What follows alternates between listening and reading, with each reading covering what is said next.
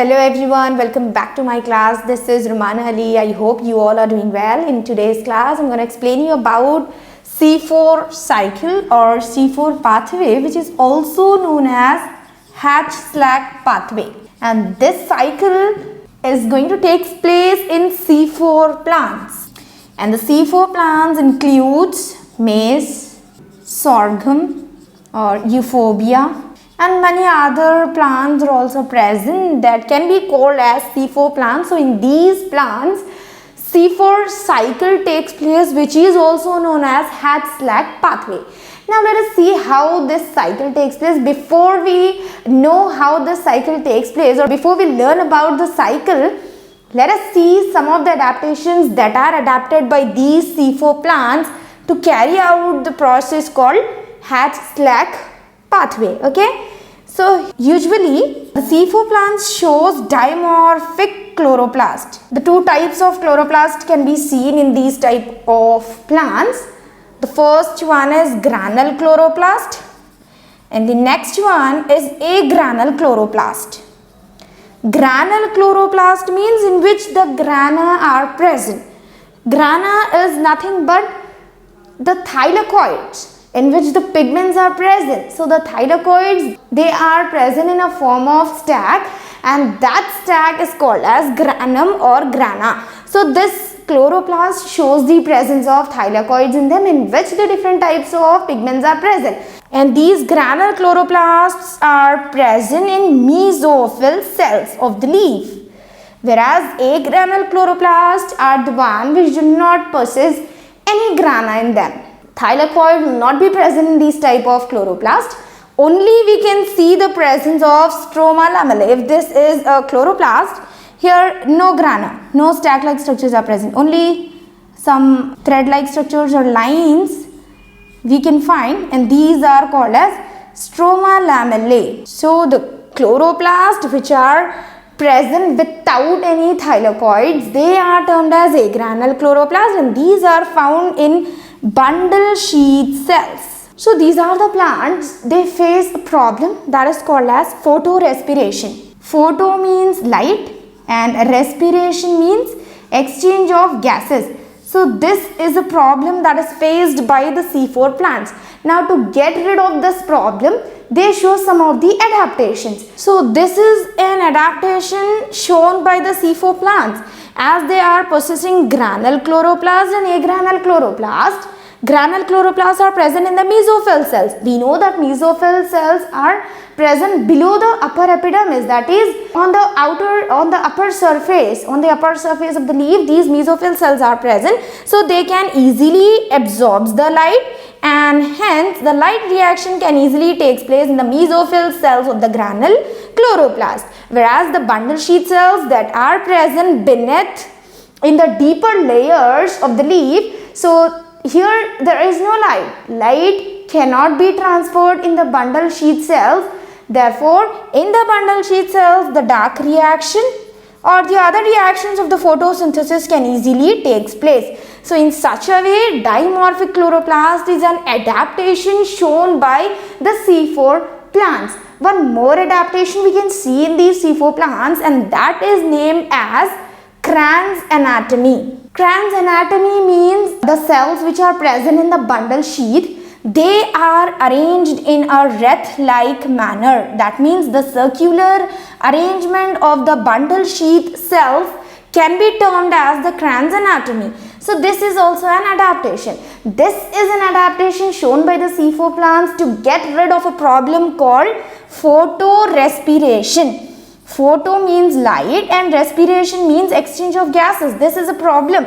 If this process occurs during the process of photosynthesis, then concentration of oxygen increases and the carbon dioxide, which is fixed, so this is going to be released out during the process of photorespiration. So this can become a problem for carrying out the process of photosynthesis. So now to get rid of this problem, an enzyme named Rubisco, which is needed for the light reaction, C3 cycle.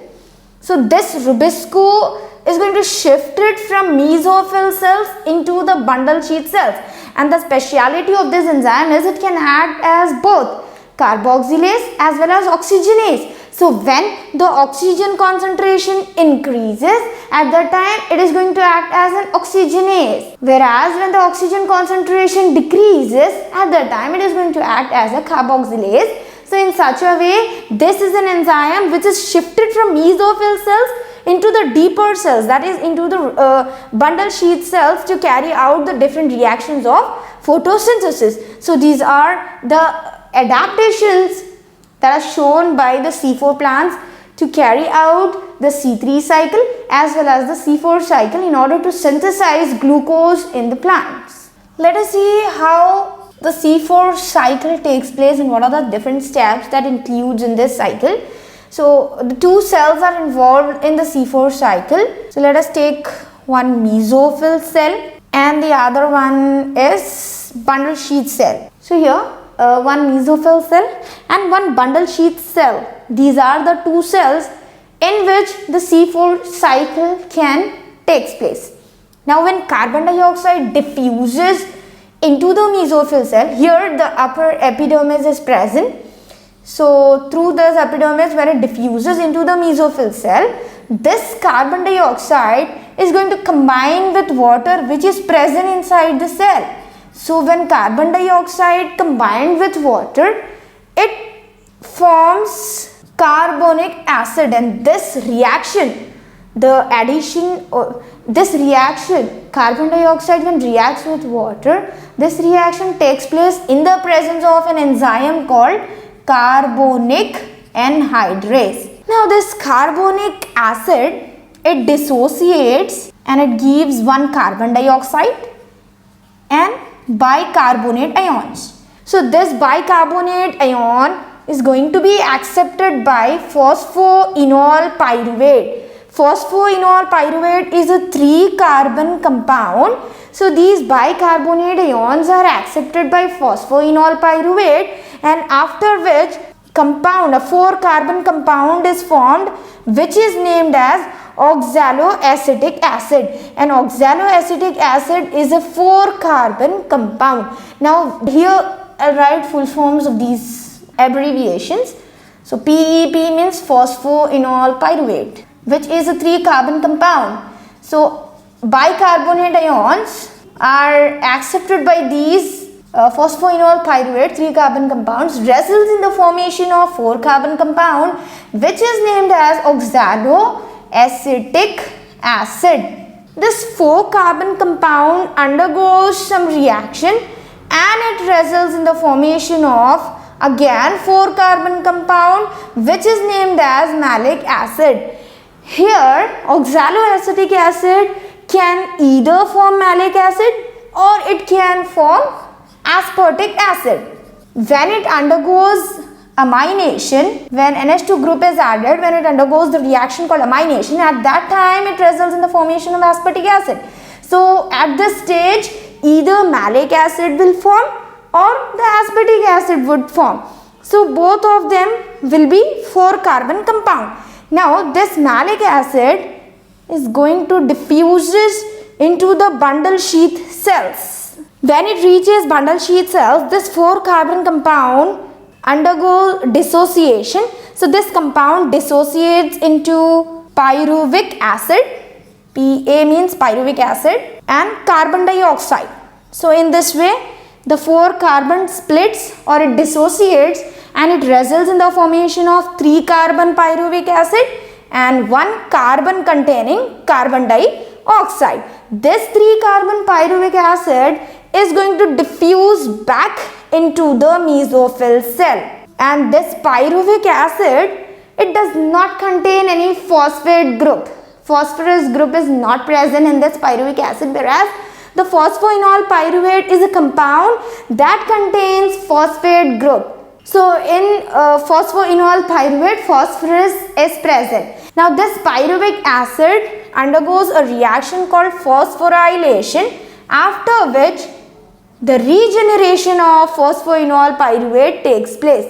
So in this way phosphoenol pyruvate can be regenerated by the reaction called phosphorylation. Now here the carbon dioxide which is remaining, it is going to be accepted by RUBP, which is a primary acceptor in the cycle C3. So this carbon dioxide is going to be accepted by RUBP. RUBP is nothing but it's a primary acceptor in C3 cycle. Usually in the C3 plant, C3 cycle would take place in the mesophyll cell, but this is an adaptation of C4 plants that the C3 cycle will take place in bundle sheath cells. The reason is, in the bundle sheath cells, the temperature is low, oxygen concentration is high. Now in this situation, an enzyme called Rubisco helps in the reaction called carboxylation. Then again reduction will take place, and then the regeneration of RUBP will take place.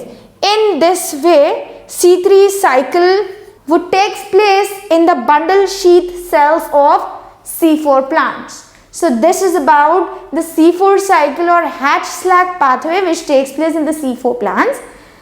In the mesophyll cell, first the carbon dioxide diffuses, it is combining with the water, results in the formation of carbonic acid in the presence of an enzyme carbonic anhydrase. After the formation of the carbonic acid, this carbonic acid dissociates and it results in the formation of carbon dioxide and bicarbonate ions. These bicarbonate ions are accepted by 3-carbon compound called phosphoenol pyruvate. After the combination of bicarbonate ions and phosphoenol pyruvate, it results in the formation of 4-carbon compound called oxaloacetic acid. Then oxaloacetic acid undergoes certain reactions and it is going to be converted into either malic acid or aspartic acid. After the conversion, this malic acid would diffuses into the bundle sheath cells and it dissociates into pyruvic acid and carbon dioxide. The pyruvic acid is a 3-carbon compound which diffuses back into the mesophyll cells, and this pyruvic acid undergoes phosphorylation.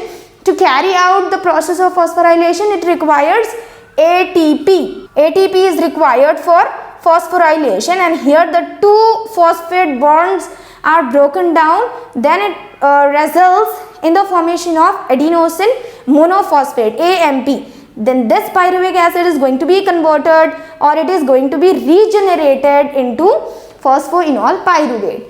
Now this carbon dioxide which is present in the bundle sheath cells, this carbon dioxide is accepted by RUBP, and RUBP is the primary acceptor in the C3 cycle. C3 cycle would take place in the bundle sheath cell, which is an adaptation shown by the C4 plants. To get rid of the problem called photorespiration, to get rid of the problem called photorespiration, the C3 cycle of C4 plants will take place in the bundle sheath cells, because in the bundle sheath cells temperature will be low and the oxygen concentration will be high. So the Rubisco is an enzyme which can act as carboxylase as well as oxygenase. Depending upon the condition, they help in bringing out the reaction called carboxylation, then after which reduction and regeneration of RUBP will take place. By this, the C3 cycle can get completed and the glucose can be synthesized. So meet you in next class. Goodbye.